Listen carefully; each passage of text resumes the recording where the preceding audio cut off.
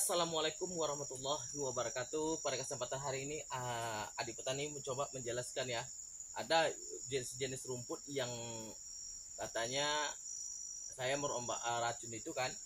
Ada yang racun saya tambah 5 liter menjadi 5 liter kan. Racun aslinya itu adalah 5 liter dan racun palsunya 5 liter. Kenapa? Adik petani di sini menggandakan menjadi 5 liter menjadi 5 liter racunnya. Banyak juga yang bertanya ya masalah racun itu. Oke, adik petani, apa saja yang kalau racun itu apa saja rumput yang mati oleh racun tersebut? Oke, ini rumput seperti ini mati sama racun. Pakis kayak ini mati. Pakis yang kayak gini atau pakis yang kayak gini seperti ini. Nah, ini itu mati oleh racun tersebut. Dia akan kuning.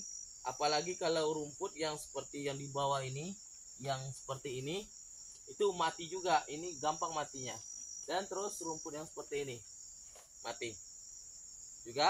Dan kalau yang sawit seperti ini nggak mati, racun tersebut nggak mati, cuman agak stres sedikit.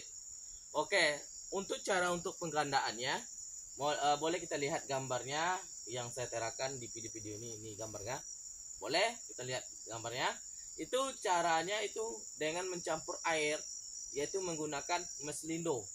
Meslindo itu digunakan untuk dalam 2,5 atau 2,5 liter. Itu akan dicampur dengan 2,5 liter air. Jadi nanti 5 liter. Meslindonya berapa? Separuh dari yang botol besar 100. Berapa tuh? Botol besar itu ya saya lupa lihatnya. Yang botol besar itu nanti dicampur, diaduk ya, kayak apa dia nanti itu putih kayak susu, dimasukkan di dalam racun, diaduk. Diaduk sebelum menyemprotannya harus dilakukan pengadukan ya.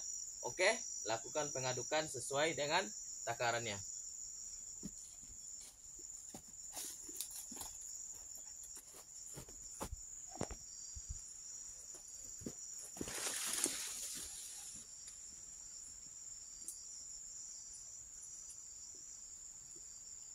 Sesuai takaran yang kita lakukan.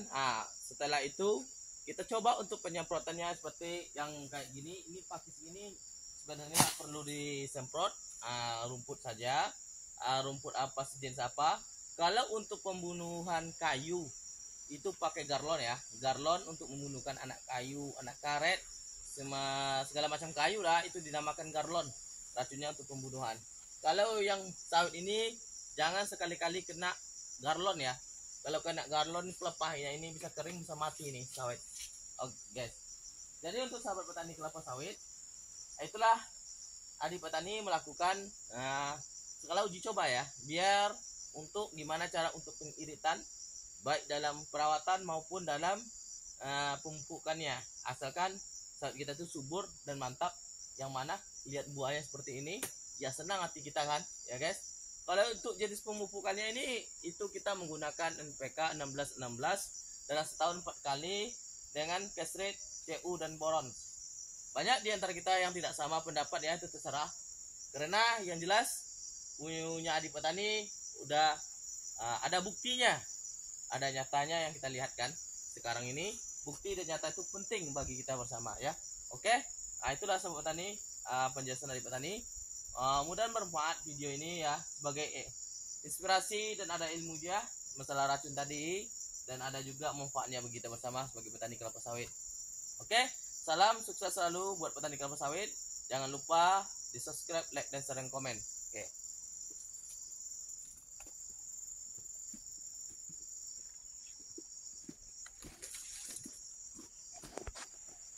Ini kita lihat ya. Sebelum akhir video kita lihat dulu. Ini contohnya yang adik petani bilang, buah sawitnya 3 telingkat ya, 3 telingkat buahnya. Ini contohnya. Kalau kita lihat bentuk buahnya, performa buahnya sangat mantap dan menggiurkan. Oke, kita lihat yang itunya. Yang nggak perlu jauh-jauh ya, yang dekat aja. Karena ya di petani seperti itu orang ya.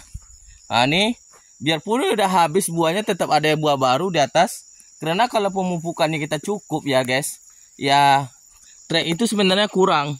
Bukan kurang, nggak ada sebenarnya. Tapi itu tergantung ya punya kebun masing-masing. Mau mupuk atau enggak, mau berkorban atau enggak. Kalau kita mau berkorban, berusaha, Allah itu tidak akan mengkhianati hasil kita. Usaha itu tergantung niat kita. Kalau usahanya sedikit ya sedikit ya kasih Allah. Kalau usaha kita besar, maka Allah itu akan berlipat ganda besar pula. Nah, itulah. Sama dengan bersedekah, berimpak.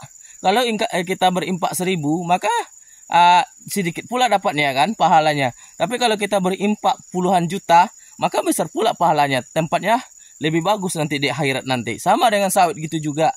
Apabila pemupukannya yang bagus, maka hasilnya akan bagus. Sesuai Allah itu menjanjikan seberapa usaha kita besarnya, maka usaha kita itu seperti itulah hasilnya. Nah nih, kalau usaha kita besar, maka hasilnya akan besar. Tidak pernah mengkhianati hasil. Nah, biarpun Adi Petani ini menggunakan pupuk MPK yang mahal, maka hasil buahnya sesuai dengan apa yang Adi Petani lakukan. Nah, itu Pak Adi Petani yakin bahwasanya Allah itu tidak akan menyia-nyiakan usaha kita itu yang seharga mahal apapun, tapi Allah akan membalas dengan harga tersebut sesuai dengan setimpalnya. Maka itu percayalah. Ini kadang-kadang kita sebagai petani kelapa sawit ini tidak mau berkebun ini sama dengan beramal dan beribadah kepada Allah. Beramal dan beribadah kepada Allah.